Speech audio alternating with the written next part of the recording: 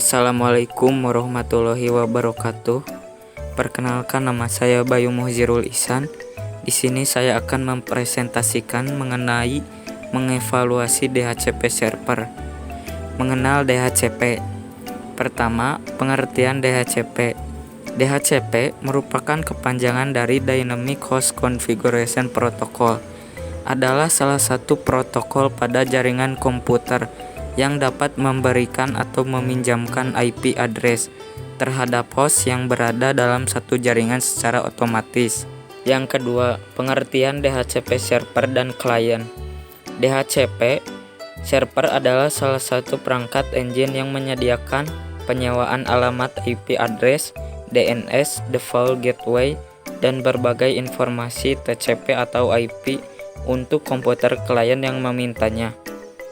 Sistem operasi komputer yang menyediakan layanan DHCP server ini seperti Windows NT Server, Windows 2000 Server, Windows 2003 Server, GNU atau Linux. Ketiga, fungsi DHCP. Ada beberapa jenis DHCP yang memiliki fungsi masing-masing seperti DHCP Scope, DHCP List, DHCP Option.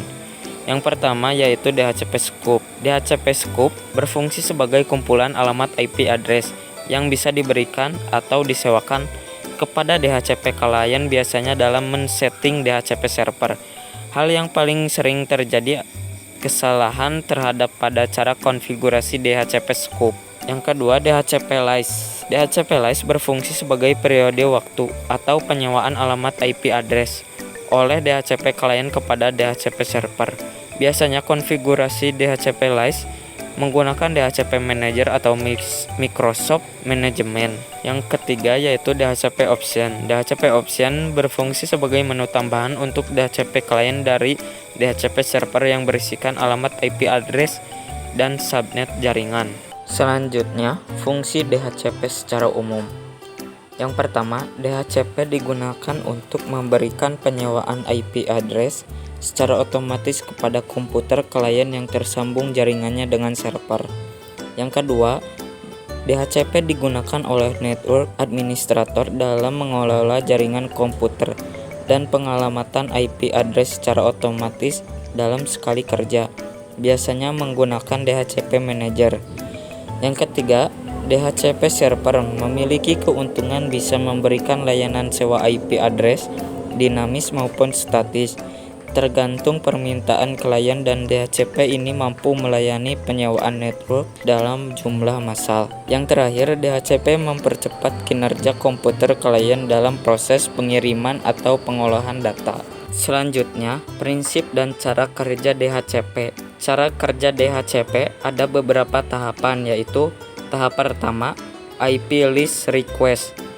Tahap pertama ini merupakan tahap di mana klien dalam jaringan meminta IP address yang tersedia pada DHCP server. Awalnya, saat pertama klien terhubung dalam jaringan, klien ini akan mencari dulu apakah ada DHCP server yang bekerja pada jaringan tersebut. Apabila ditemukan, klien akan meminta IP address pada DHCP server yang ada. Tahap 2, IP list over. DHCP server mendengar broadcast dari klien yang baru terhubung dalam jaringan tadi. Kemudian, DHCP server memberikan penawaran terhadap klien tersebut berupa IP address. Tahap 3, IP list selection. Setelah diberi penawaran oleh DHCP server, klien yang merequest tadi menyetujui penawaran yang diberikan oleh DHCP server. Lalu klien memberikan pesan kepada DHCP server yang isinya adalah meminta agar DHCP server meminjamkan salah satu IP address yang tersedia dalam DHCP pool yang dimilikinya. DHCP pool merupakan range IP address yang bisa digunakan oleh host yang terhubung dengannya. Yang terakhir yaitu tahap 4, IP list acknowledge. Pada tahap terakhir, DHCP server akan merespon pesan dari klien dengan mengirimkan paket acknowledge yang berupa IP address dan informasi lain yang dibutuhkan. Sekian dari presentasi saya. Bila ada kata yang salah, mohon dimaafkan. Sekian, terima kasih. Wassalamualaikum warahmatullahi wabarakatuh.